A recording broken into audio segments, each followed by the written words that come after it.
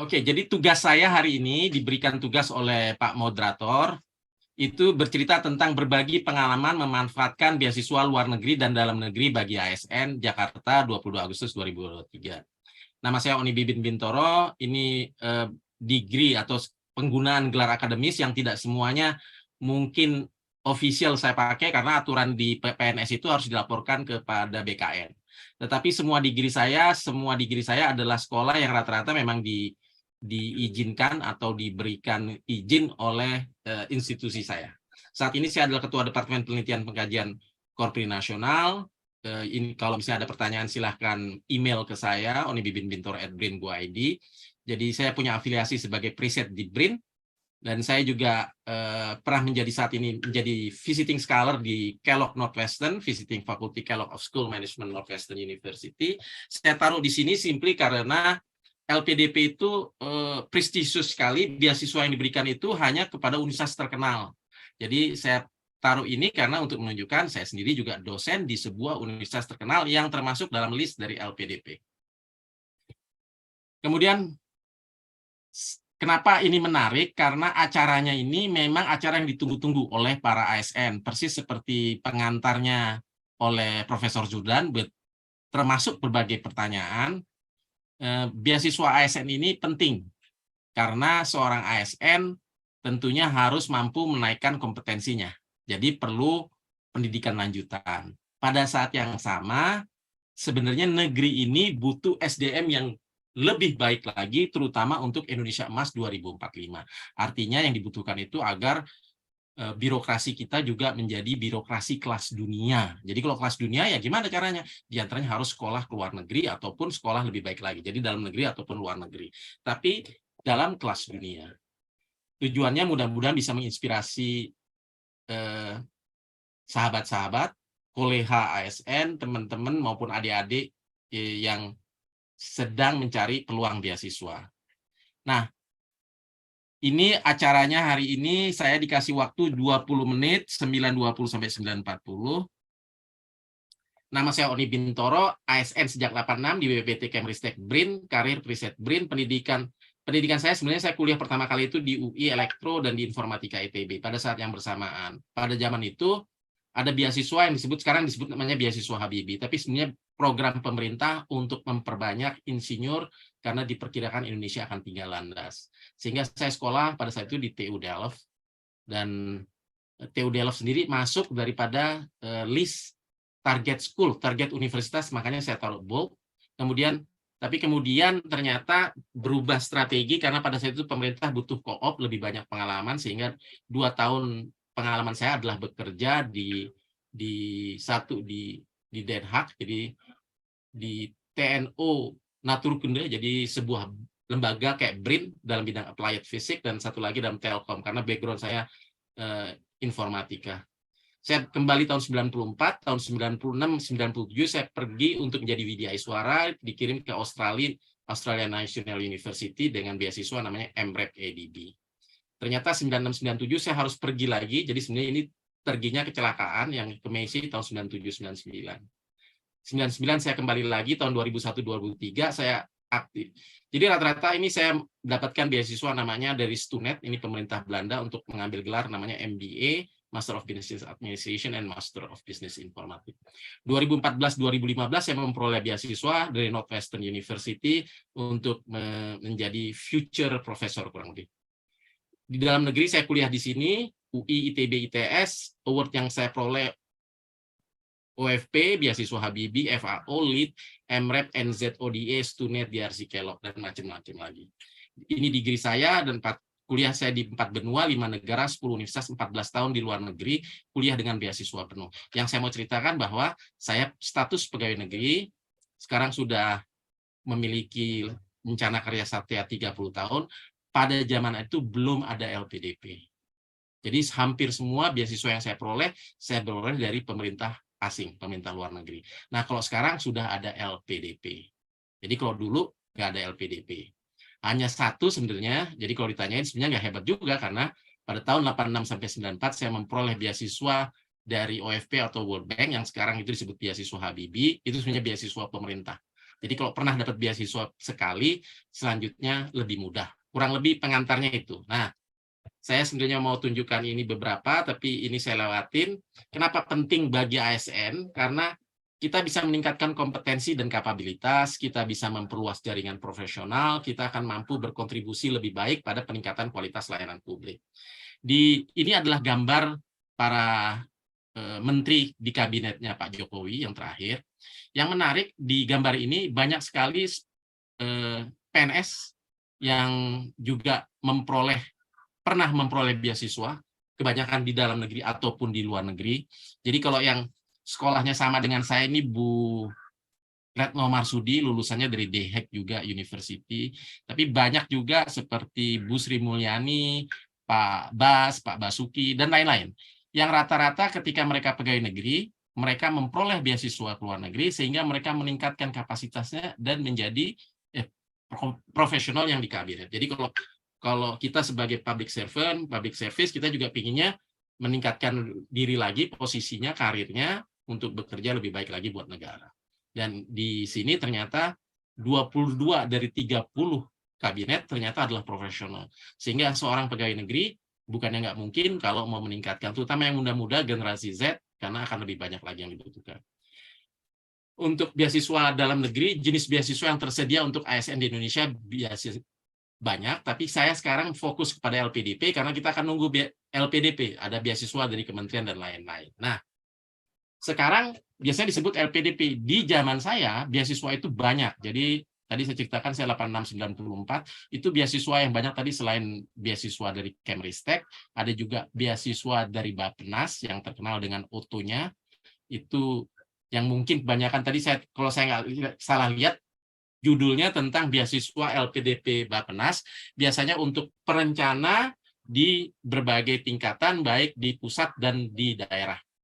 Dan kemudian ada juga beasiswa Kementerian Keuangan dan lain-lain. Nah, beasiswa itu sebenarnya sangat banyak, tapi sekarang rasanya semuanya semakin sedikit karena sudah ada beasiswa yang jauh lebih besar namanya beasiswa LPDP.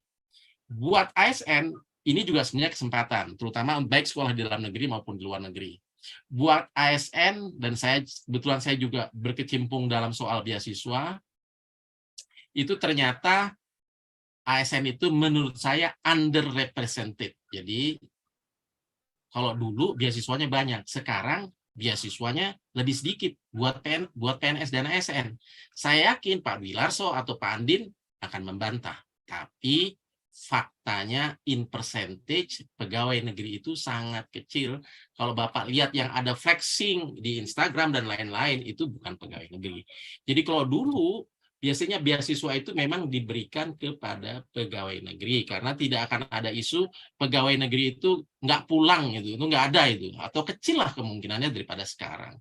Karena kalau pegawai negeri itu jelas NKRI, kita tegak lurus kepada negara dan kita akan berbakti kepada negara. Kalau yang lain masih belum tahu. Tapi ini penting bahwa untuk ASN seharusnya lebih banyak lagi daripada yang kelihatan sekarang. Ini kurang lebih pesan sponsor untuk pengantar buat teman-teman dari LPDP. Beasiswa dalam negeri, persiapan yang diperlukan sebenarnya sama, harus ada persyaratan, dokumen. Yang paling banyak pada saat zaman saya, ya mungkin 20 tahun yang lalu, itu harus ada TPA. Sekarang kurang lebih sama kalau mau ikut LPDP. Pengalaman pribadi dalam mendapatkan beasiswa dalam negeri, dengan sendirinya kalau di dalam negeri lebih gampang untuk nggak kehilang, karena kontak koneksinya dalam negeri masih ada. Tapi harus mungkin lebih sulit dalam hal masih akan ada pekerjaan PNS yang tetap harus dilakukan.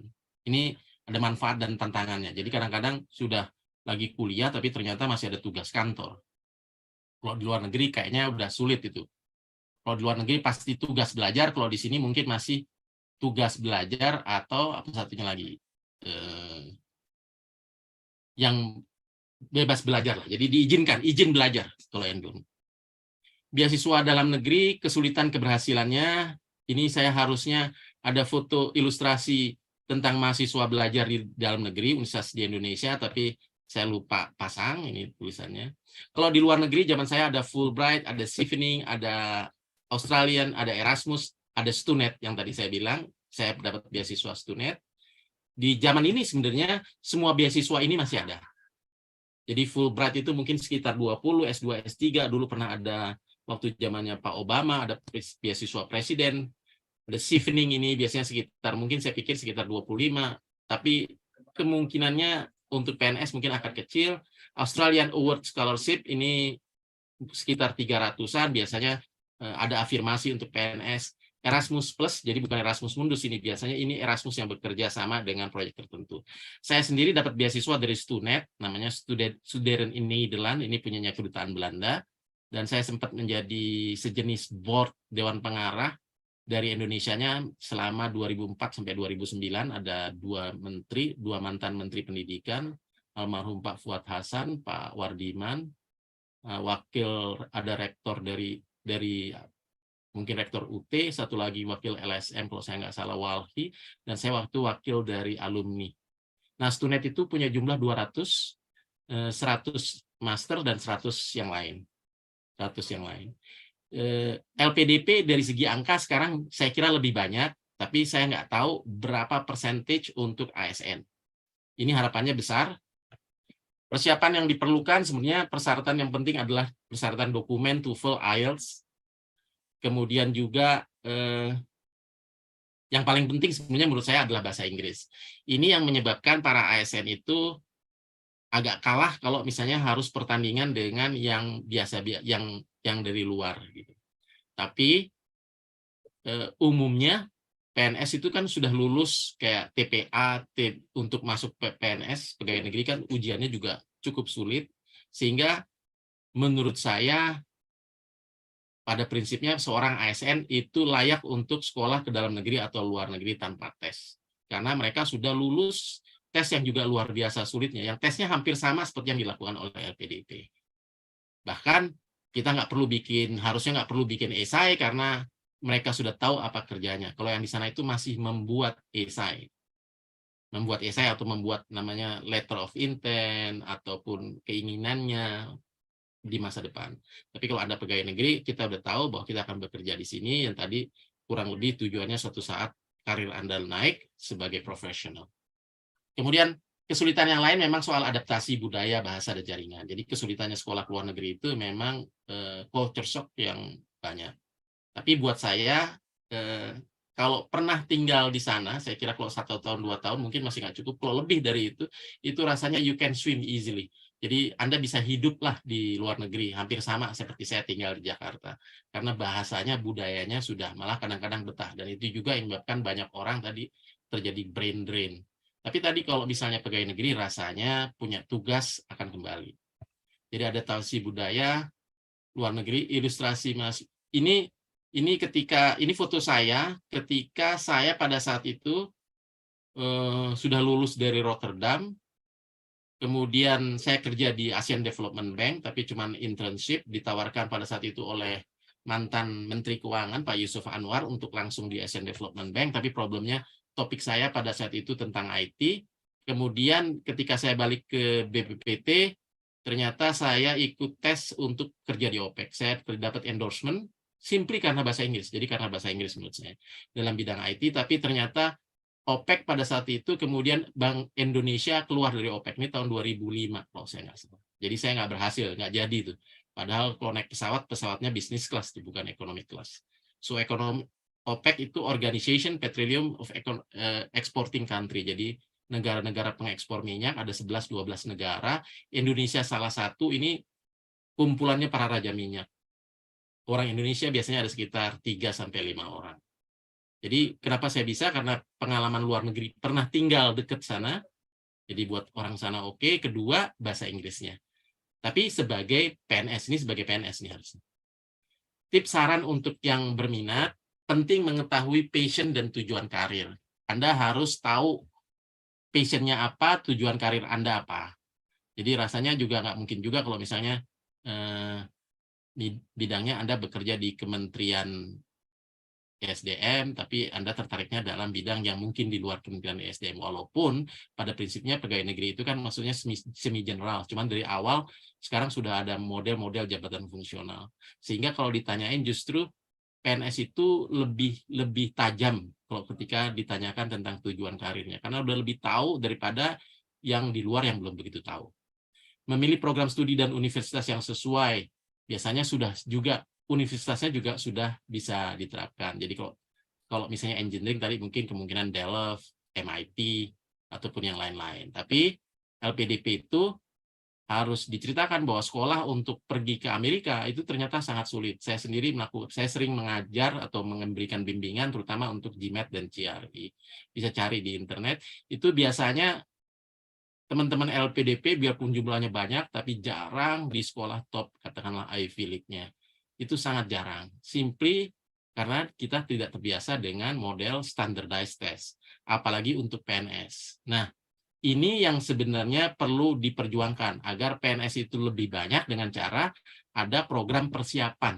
Nanti permintaannya buat LPDP, tolong dilakukan ini. Kebetulan saya kenal dengan Pak Dwi Larso. Pak Dwi Larso ketika baru pertama kali menjadi direktur, kita pernah sempat soal melakukan seperti ini, yaitu Zoom, dan saya sudah memberikan masukan juga, sangat penting, karena kalau enggak, yang dapetin kelompok tertentu aja yang lebih siap, yang udah hidup di luar negeri. Tapi ada orang-orang yang sebenarnya punya kemampuan luar biasa, punya komitmen luar biasa seperti PNS. Dan PNS sekarang dalam zaman LPDP underrepresented. Jadi in term of percentage, not dalam jumlah ya.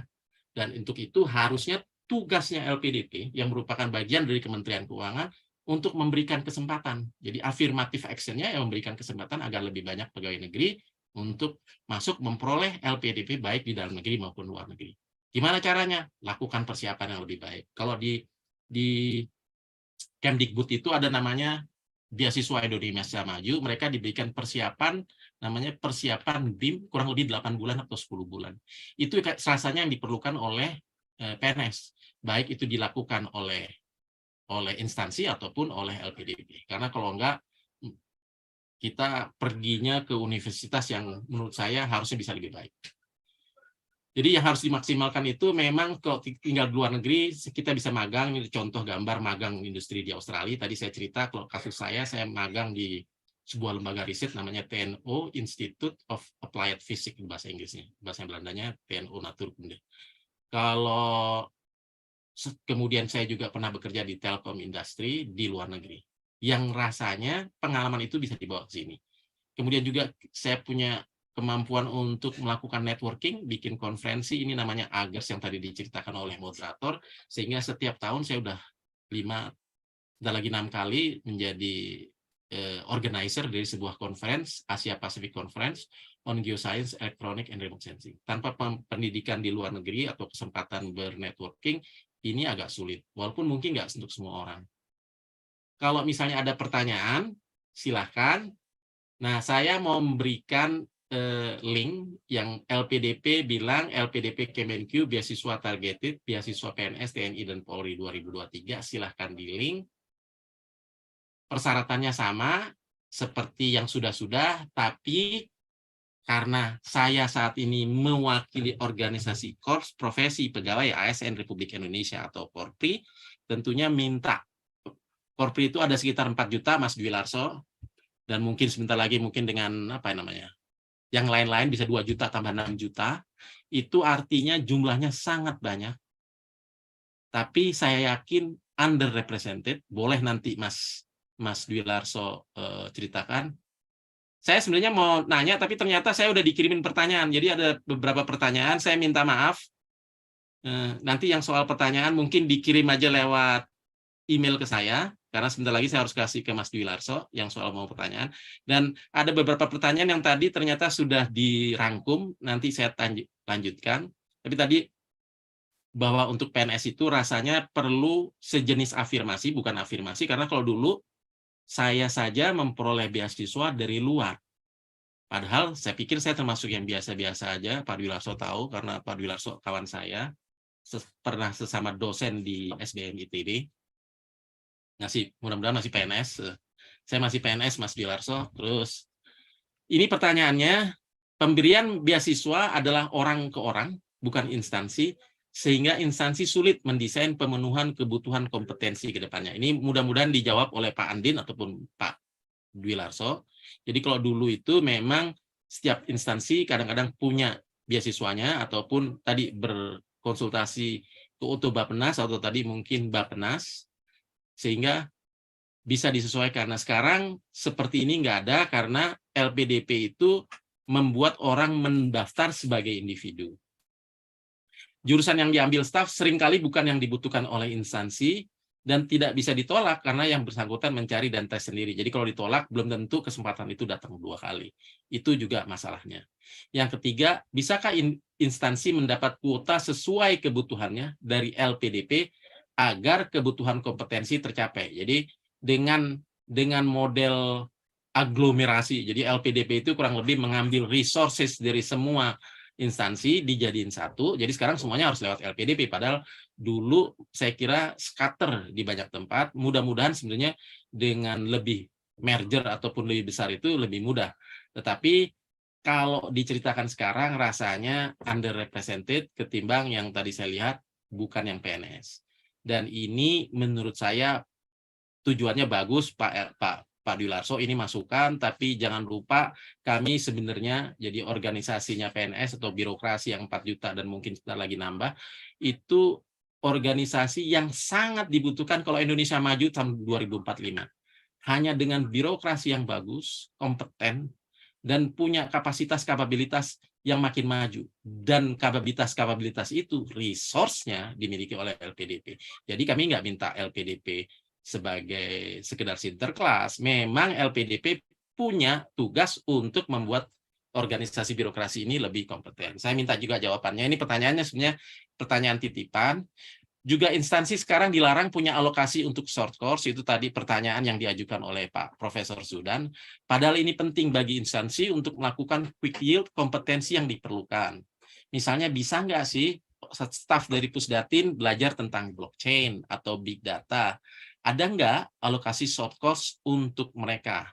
Karena kalau nggak, kalau yang untuk Pusdatin, saya kebetulan sekarang jadi koordinator kebijakan pengembangan big data kerjasama antara BRIN dan ATR BPN. Itu karena kalau enggak, kebanyakan kita akan outsource ke pihak ketiga. Padahal di dunia yang seperti sekarang itu, security informasi itu penting. Jadi harusnya kemampuan itu ada built-in di organisasi, bukan di outsource atau third party. Nah, bagaimana mereka bisa memperbaiki? ASN nggak punya uang banyak, karena ASN digaji. Tapi kalau misalnya mereka kerja di swasta, mereka bisa mengumpulkan uang untuk sekolah. ASN nggak bisa. ASN hanya bisa bersekolah kalau ada mekanismenya. Dan mekanisme itu saat ini harapannya besar kepada LPDP. Jadi ini harapannya ada nggak short course ataupun blok-blok yang dibutuhkan, apa namanya, kuliah-kuliah yang dibutuhkan, tapi mungkin tidak untuk individu. Itu pertanyaan juga, mudah-mudahan Mas Dwi Larso bisa jawab. Terus, jadi intinya, menurut saya ke depan kita beasiswa ASN itu perlu ditingkatkan. Menurut saya atau menurut kami, rasanya beasiswa ASN itu harus menjadi bagian terbesar daripada beasiswa LPDP. Jadi LPDP punya banyak beasiswa variasi, tapi secara kuantitas, jadi ASN pun malah di situ kalau saya nggak salah masuk afirmasi. Padahal itu menurut saya setback mundur.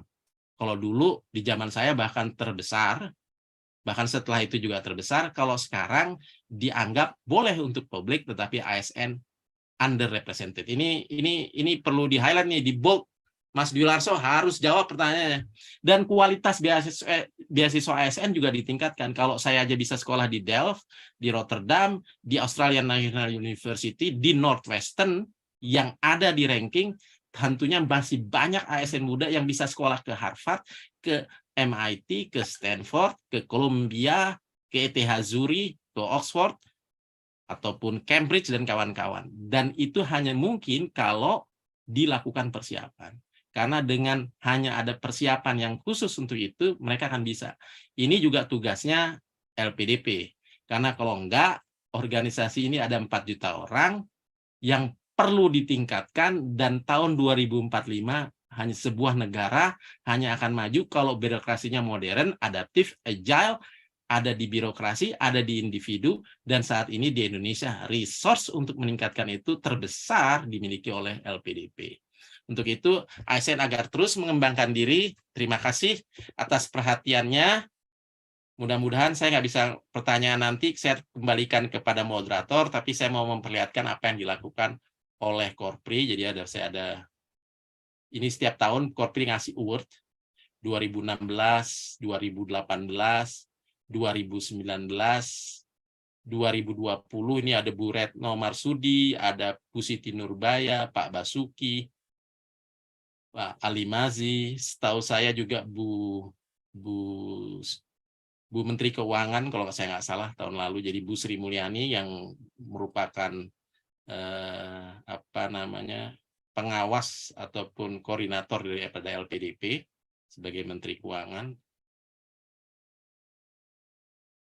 Dan saya kira demikian, ini pataka dari Profesor Sudan kepada almarhum Pak Mendagri, Pak Menpan, Pak Cahyokumolo. Saya ucapkan terima kasih atas perhatian teman-teman. Saya kembalikan kepada moderator apakah perlu ada tanya jawab dan lain-lain sebagainya. Terima kasih, moderator. Assalamualaikum warahmatullahi wabarakatuh.